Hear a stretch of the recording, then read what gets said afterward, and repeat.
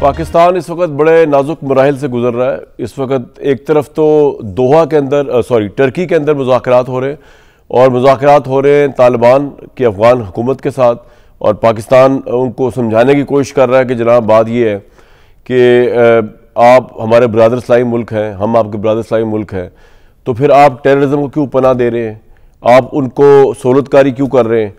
और इस वक्त बड़ा सिवियर डेडलॉक है, तीसरा दौर चल रहा है गुफ्तगू का, और जो इतलात हमारे पास है तालिबान के अफगानिस्तान की तालिबान गवर्नमेंट है वो ये मानने ही कोई तैयार नहीं हो रही कि पाकिस्तान ने जो सबूत पेश किए हैं या जो टेररिज्म के शवाहिद दिखाए हैं कि जिसमें क्रॉस बॉर्डर टेररिज्म अफगानिस्तान से पाकिस्तान के अंदर हो रहा है, वो ये मानने को तैयार नहीं है। वो आगे से ये कह रहे हैं अफगान तालिबान जो हैं टर्की के इस मुज़ाकरात के अंदर कि जनाब ये टेररिज्म आपका इंटरनल मामला है, हमारा इससे कोई ताल्लुक नहीं है, ना हम इसके अंदर मुलव्विस हैं।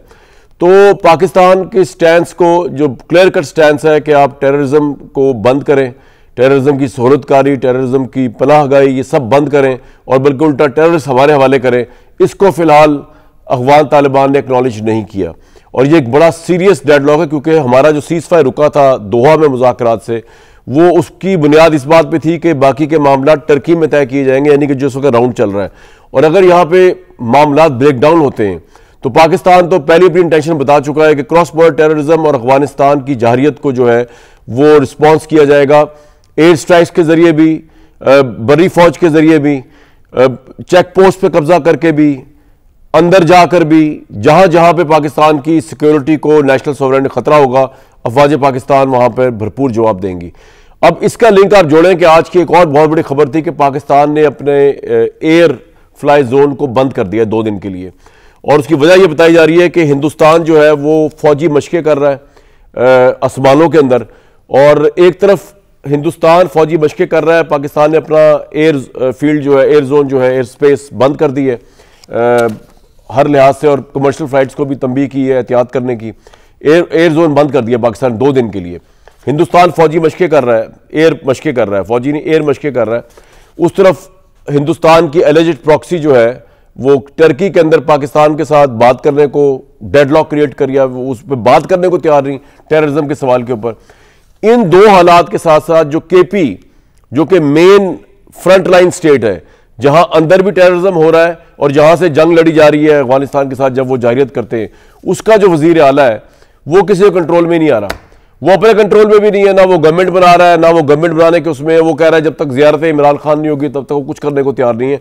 उसने एक अलग ही मैदान खड़ा किया हुआ और वो कह रहा है नौजवानों की आंखों में देखो इनमें क्या जुनून है, और जब मैं कहूँगा और ये हो जाएगा और वो।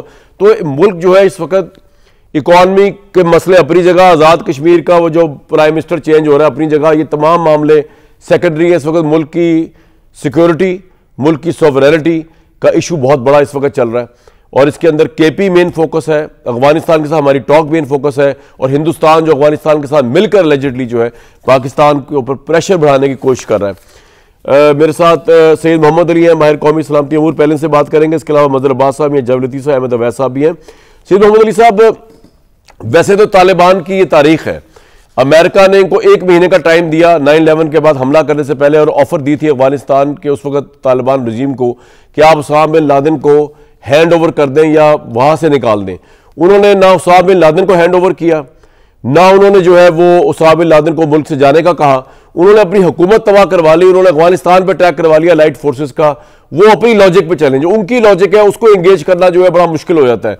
इस वक्त टर्की के अंदर अफगानिस्तान को क्या जरूरत पड़ी है इतना हार्ड स्टैंस लेने के लिए उन दहशत गर्दों के लिए, जो किस तरह का एसेट है अफगानिस्तान के लिए, जो समझ नहीं आ रहा। आपके नजदीक क्या हिंदुस्तान का बहुत प्रेशर है अफगानिस्तान पे, कमिटमेंट है अफगानिस्तान की उनके साथ, या क्या वजह है कि वो ये मानने को तैयार नहीं हो रहे कि टेररिज्म अफगानिस्तान से हो रहा है, टेररिज्म को उनको डिसरिगार्ड करना पड़ेगा, अपनी इंटरनेशनल ऑब्लिगेशन जो दोहा का इंटरनेशनल एग्रीमेंट था उसको मानना पड़ेगा।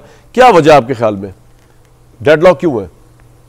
बहुत शुक्रिया कामरान साहब। देखिए, मैं समझता हूं कि एक चीज़ तो बिल्कुल वाज़ेह हुई है इन मुज़ाकरात में भी जो सिफारती हिकमत अमली अफ़गान तालिबान ने इस्तांबुल में अपनाई है, उसमें 3 चीज़ें बहुत वाज़ेह हैं। एक तो ये कि वो वक्त ज़ाया करने की कोशिश कर रहे हैं, दूसरी बात यह कि वो एजेंडा जो है मेन इशूज़ में सीटी है काउंटर टेररिज्म, उससे भी तवज्जो को मबजूल कराने की और इशूज़ पे, रेफ्यूजीज़ और दीगर मामलात पे उसकी भी उनकी कोशिश है। और तीसरी बात यह कि जो पाकिस्तान की स्पेसिफिक क्लियर डिमांड है कि वेरीफाइबल एक्शन होना चाहिए जो दहशतगर्द तंजीमें हैं उनके खिलाफ, उसकी कमिटमेंट जो है उसको वो अवॉइड करने की कोशिश कर रहे हैं। तो ये तीनों चीज़ें क्या साबित करती हैं? फिर आपने 2 बातें और बड़ी इंपॉर्टेंट की जिसमें हमें इस जिक्सॉ पजल के पीसेस को पीस टुगेदर करने की ज़रूरत है। इस वक्त जो इलेक्शंस आने वाले हैं बिहार में, उससे पहले आप देखें कि बहुत लार्ज स्केल ये इंडिया की मिलिट्री मोबिलाइजेशन है। और आपको थोड़ा सा शेयर करता चलूं,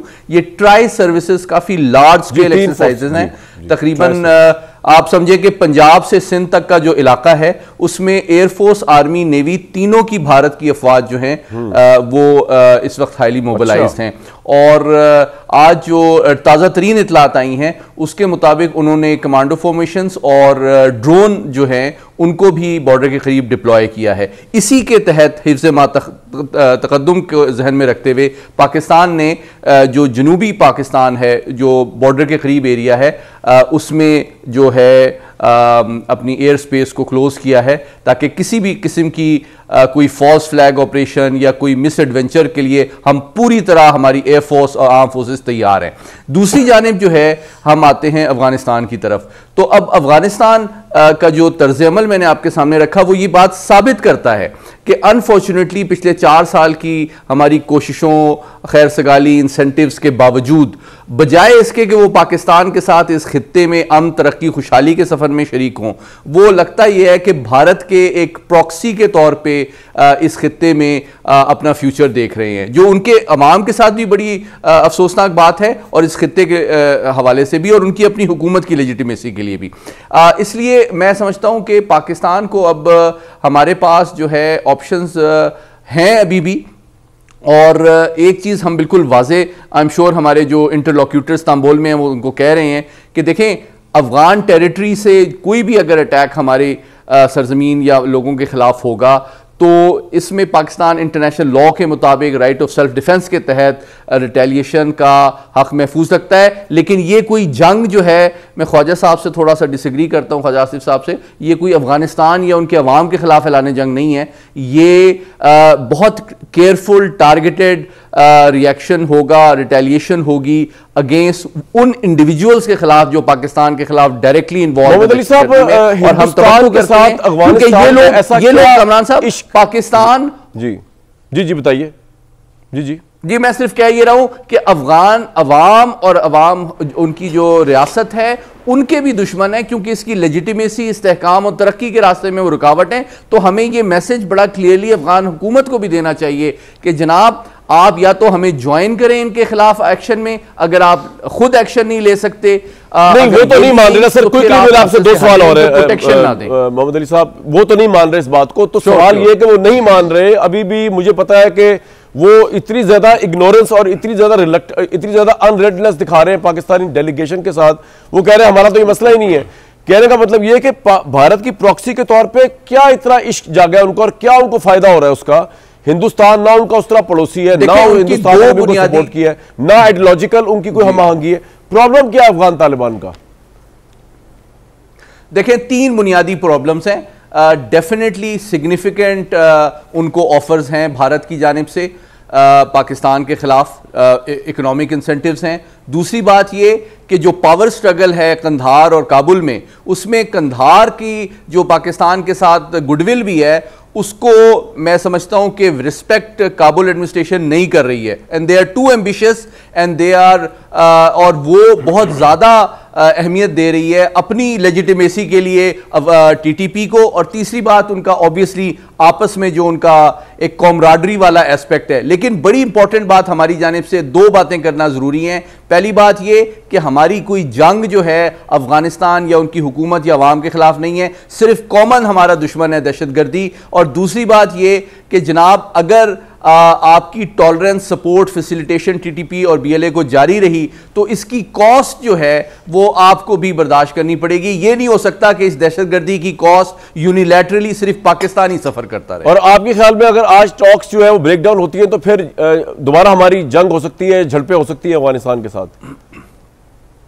देखें, जंग और झड़पों की मैं बात नहीं कर रहा, मैं ये दोबारा वाजे करना चाहता हूं कि अगर उनकी तरफ से टीटीपी की जानिब से बीएलए की जानिब से कोई कार्रवाई पाकिस्तान के बॉर्डर के अक्रॉस होती है तो उसके मरकज और उसके सोर्स के खिलाफ पाकिस्तान कैलकुलेटेड इंटरनेशनल लॉ के मुताबिक, राइट ऑफ सेल्फ डिफेंस के मुताबिक एक सर्जिकल रिएक्शन या रिटेलिएशन की ऑप्शन रखता है। इसका मतलब यह नहीं है कि हम काबुल पे हमला कर रहे हैं या कोई जंग अफगान हुकूमत के साथ करना चाहते हैं। राइट।